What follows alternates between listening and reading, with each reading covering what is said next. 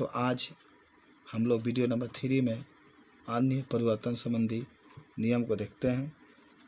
नियम नंबर 6 कहता है कि निकटता दिखाने वाले शब्दों में परिवर्तन करके उनके स्थान पर दूरी प्रकट करने वाले शब्द रख देते हैं। जैसे अगर कहीं नाव हो तो उसको हम लोग देन में चेंज करते हैं, दिस हो तो डाइट में चेंज करते हैं, दीज हो तो दोज में चेंज करते हैं, हियर हो तो देयर में चेंज करते हैं, थस है तो गो सो में चेंज करते हैं, कम है तो गो में चेंज करते हैं। ये चीज़ भी आपको याद होना चाहिए। चलिए आगे बढ़ते हैं। और भी कुछ शब्द हैं जिसको हम लोग परिवर्तन करते हैं, देखते हैं इसमें कुछ और शब्दों को। अगर एगो है तो बिफोर में चेंज करेंगे, डायरेक्ट में। ये सब इधर वाला डायरेक्ट में आता है और इसमें चेंज कर, इसको कभी इसमें चेंज नहीं करते। यानी ये जो शब्द है कभी इस रूप में चेंज नहीं होता, लेकिन ये जो शब्द है सब इसमें चेंज होता है। तो एगो अगर डायरेक्ट में रहेगा, इनडायरेक्ट में बनाएंगे तो बिफोर में, जस्ट होगा तो देन, हेंस होगा तो देंस, हायर होगा तो थीटर में होगा, टुडे होगा तो दैट डे। महत्वपूर्ण आपका है कि अगर टुडे आ जाएगा तो दैट डे में, टुमारो होगा तो द नेक्स्ट डे में, ये भी महत्वपूर्ण है। स्टरडे है तो द प्रीवियस डे में चेंज हो जाएगा, लास्ट नाइट है तो द नाइट बिफोर में चेंज, नेक्स्ट डे है तो द फॉलोइंग डे में चेंज हो जाएगा, टू नाइट है तो दैट नाइट में चेंज हो जाएगा। ये बहुत महत्वपूर्ण है। यानी ये दो चार, जैसे टुडे है तो इसको दैट डे में चेंज करते, इसको जानना पड़ेगा। टुमारो है तो द नेक्स्ट डे में, स्टरडे है तो द प्रीवियस डे में, लास्ट नाइट है तो द नाइट बिफोर में, नेक्स्ट डे है तो द फॉलोइंग डे में ये चेंज होता है। ठीक है, देखते हैं कुछ example. He said I am here, मैं यहाँ। तो अभी आप देखे थे उसके अनुसार हम लोग इसको चेंज करेंगे। डायरेक्ट में दिया गया है, मैंने कहा है कि कामा ऑटोमेटिक कामा रहता है तो डायरेक्ट में ही होता है। इनडायरेक्ट में बनाएंगे तो ही सेड और दोनों के बीच में that, he said that he was there, he said that he was there. आई आपकी ही में, क्योंकि ये फर्स्ट पर्सन है तो ही के अनुसार, तो he said that he was there. He said I will play today, he said I will play today. तो ही सेड डैट, आई आपके ही में, विल आपके वुड में, और प्ले टुडे को दैट डे में। तो he said that he would play that today. तो ये भी आप क्या कर सकते हैं, बता सकते हैं। समझ गए? तो ये पर्सन संबंधी आपके कुछ नियम है। चलिए आगे बढ़ते हैं। तो सिंपल सेंटेंस था। अब हम लोग जो बातें पढ़ेंगे उसका नाम होगा इंटरोगेटिव सेंटेंस। देखो, इंटरोगेटिव सेंटेंस के बातों में मैं आपको एक चीज़ बता दूं कि जब किसी वाक्य में प्रश्न पूछे जाते हैं तो उसे हम लोग इंटरोगेटिव सेंटेंस कहते हैं। इसके अंत में क्वेश्चन मार्क जरूर होता है। क्वेश्चन मार्क आपके इस तरीके से लगे होते हैं। तो देखिए, कर सकते हैं WH टाइप या इंटरोगेटिव सेंटेंस को इनडायरेक्ट में बदलने के लिए निम्नलिखित नियम को ध्यानपूर्वक पढ़िए। तो इसमें कुछ नियम होते हैं। इस नियम का प्रयोग करके कम से कम 6 नियम हम लोग पढ़ेंगे इंटरोगेटिव सेंटेंस का इनडायरेक्ट बनाने के लिए। याद रखते हैं कि जो इंटरोगेटिव सेंटेंस है इसको इनडायरेक्ट बनाने के लिए 6 नियम होते हैं। तो नियम 1 पर चलते हैं। और नियम 1 आता है कि रिपोर्टिंग वर्ब सैड या टोल्ड को आस्क्ड या इंक्वायर्ड में बदल देता है। यानी नियम 1 है कि जो आपके सैड होगा या टोल्ड अगर वाक्य में दिया होगा तो उसे हमेशा आस्क्ड में चेंज कर देते हैं। ठीक है, तो नियम 1 याद होना चाहिए, सैड को या टोल्ड को हमेशा आस्क्ड में चेंज कर देते हैं। पहला नियम आपको याद हो गया है। दूसरा नियम आपका कहता है कि डैट नामक कंजक्शन का प्रयोग नहीं करते हैं। समझे? जो डैट है उसका हम लोग इस्तेमाल नहीं करते हैं। इसके जगह पर हम इफ़ का या विदर का इस्तेमाल करते हैं। यह भी बात याद होना चाहिए कि जो इनडायरेक्ट बनाते हैं तभी आप देख रहे थे कि डैट का प्रयोग करते हैं, लेकिन इंटरोगेटिव सेंटेंस में डैट का प्रयोग कभी नहीं करते हैं। इसके जगह पर जो होता है इफ़ या विदर का प्रयोग करते हैं। ठीक है। नियम नंबर 3 है कि क्रिया, सर्वनाम आदि संबंधी नियमों का सहायता लेते हैं। जो नियम आप पहले पढ़ रहे थे, जगह पहले आप परिवर्तन कर रहे थे सिंपल सेंटेंस में, उसी तरीके से आप इंटरोगेटिव सेंटेंस में भी परिवर्तन करेंगे। याद रखिए, जिस तरीके से हम लोग सिंपल सेंटेंस में हम लोग प्रयोग करते हैं, उसी तरीके से इंट्रोगेटिव सेंटेंस में भी जो नियम होता है उसका हम लोग प्रयोग करते हैं।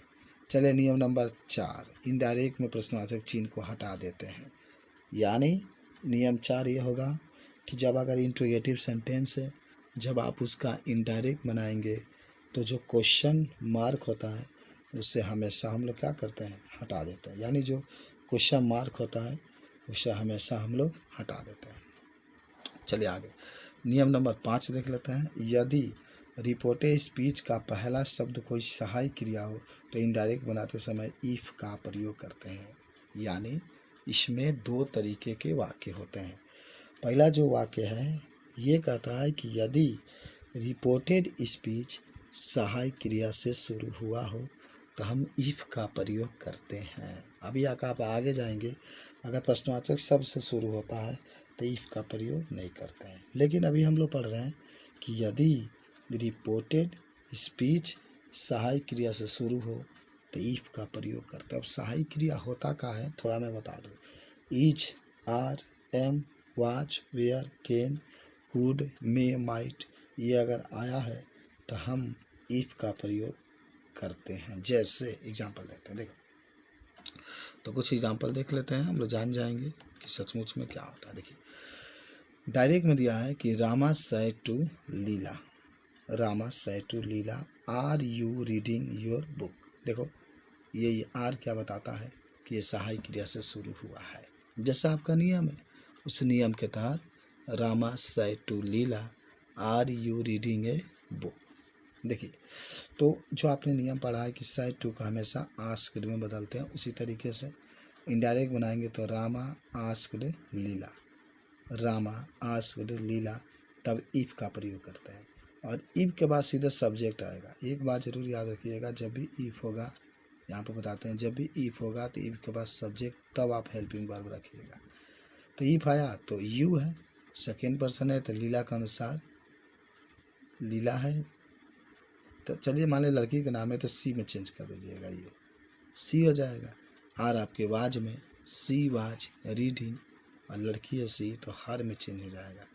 जब यू था तो यूर था, यूर माने अपना, तो सी है तो हर, तो सी वाज रीडिंग हर बुक, तो हो जाएगा रामा आस्क्ड लीला। आस्क्ड इसलिए क्योंकि अंतिम में क्वेश्चन मार्क भी लगा, ये बात भी है, सहायक क्रिया से भी शुरू हुआ। यही तो पहचान होती है कि अगर वाक्य में क्वेश्चन मार्क लगा है तो हमेशा हम लोग साइड टू को आस्क में चेंज करते हैं। तो Rama asked Leela if she was reading her book. चलिए 2 नंबर देखते हैं कि Rana said to me, Rana said to me do you not work hard. तो आप एक बार फिर देखें, अंतिम में क्वेश्चन मार्क के डू से शुरू होता है।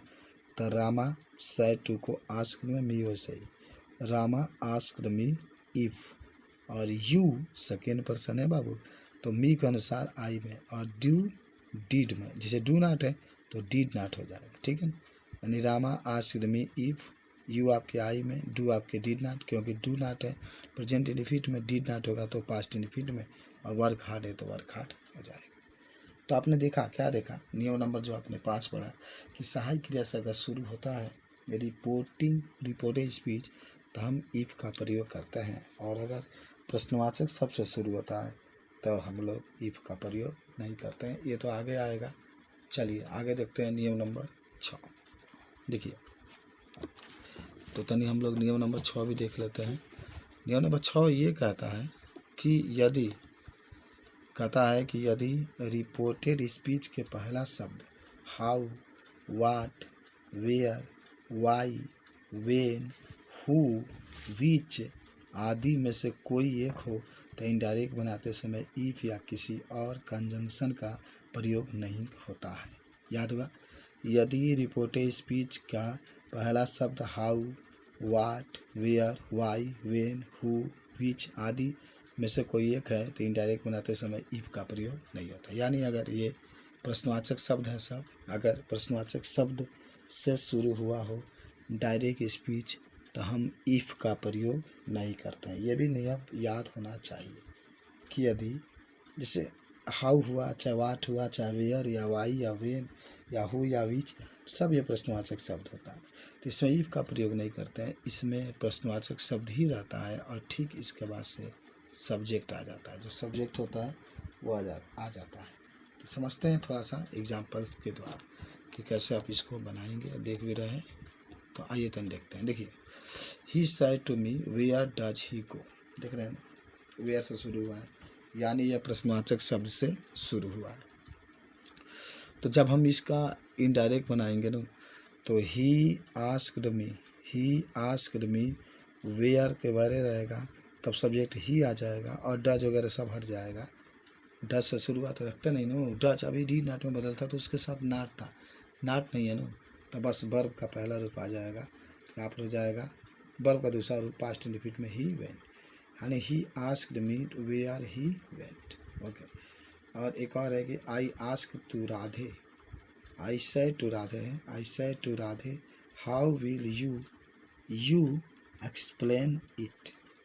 तो ये भी हाउ से शुरू हुआ है, प्रश्नवाचक शब्द से शुरू हुआ है। तो इसको ही बनाएंगे, जैसे करें ना, I said to Radhe how will you explain it. तो आई सेड टू को आस्क्ड में, आई आस्क्ड राधे, हाउ को वैसे ही लिखेंगे यू ही में, क्योंकि सेकेंड पर्सन है तो राधे के अनुसार ही में, विल वुड में, ही वुड एक्सप्लेन इट। तो I asked Radhe how he would explain it हो जाएगा। तो ये भी आपको जानकारी हो गया है। अब हम लोग चलते हैं कुछ आवश्यक नियम। तो यही होता है, अगर इफ का प्रयोग करना होगा तो वह आपके शुरू होगा तब प्रयोग करेंगे, और नहीं होता है तो नहीं करेंगे।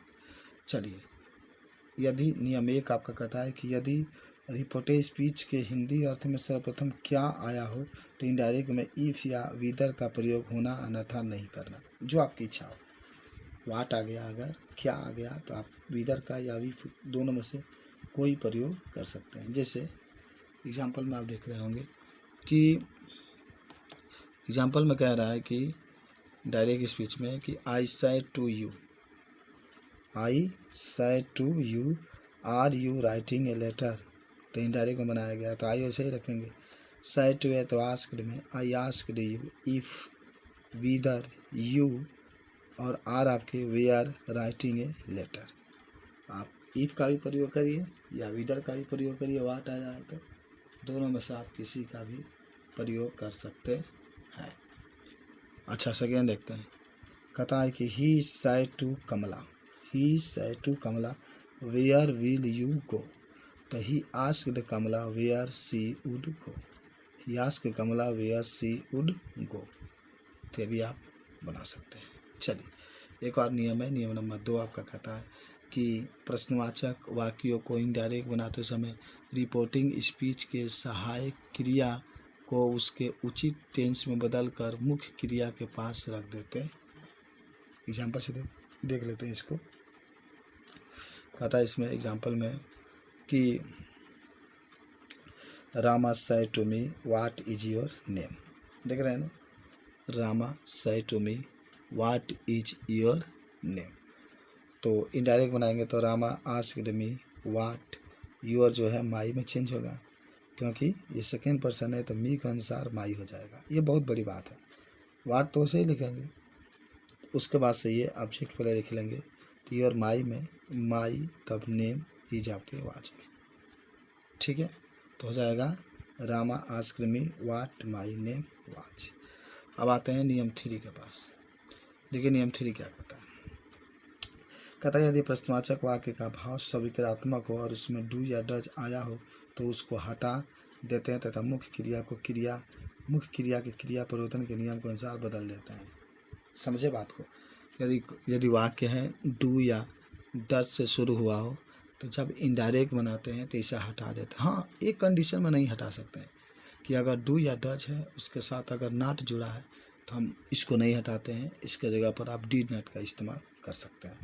तो नियम 3 यही कहता है कि डू या डज अगर वाक्य के शुरुआत में हो तो जब हम लोग इनडायरेक्ट बनाते हैं तो उससे डू या डज को हटा देते हैं। चलिए, नियम नंबर, तो ये 3 था। नियम नंबर 4 देखते हैं। यदि प्रश्नवाचक वाक्य का भाव निषेधात्मक हो, निषेधात्मक अगर नॉट आया हो, यदि नॉट आया हो तो इसमें डू या डज आया हो तो उसके डीड में बदल देता है। अभी मैंने बताया कि अगर डू या डज है उसके साथ नॉट अगर जुड़ा है तो हम डू या डच को डीड नॉट में बदल करके तब लिखते हैं। और नियम 5 है, यदि प्रश्नवाचक वाक्य में डीड का प्रयोग हो तो इसे हैड में बदल देते हैं और वर्ब का तीसरा रूप लगा देते हैं। ये सब नियम याद होना चाहिए। यदि प्रश्नवाचक वाक्य में डीड का प्रयोग हो तो इसे हैड में बदल करके वर्ब का तीसरा रूप लगा देते हैं। तो इस तरीके से तीसरा नियम भी आप बता सकते हैं। फिर हम लोग वीडियो नंबर, अब इसके बाद से जो हम लोग पढ़ेंगे वह वीडियो नंबर 4 में, और 4 में हम लोग जो पढ़ेंगे इम्परेटिव सेंटेंस से। धन्यवाद।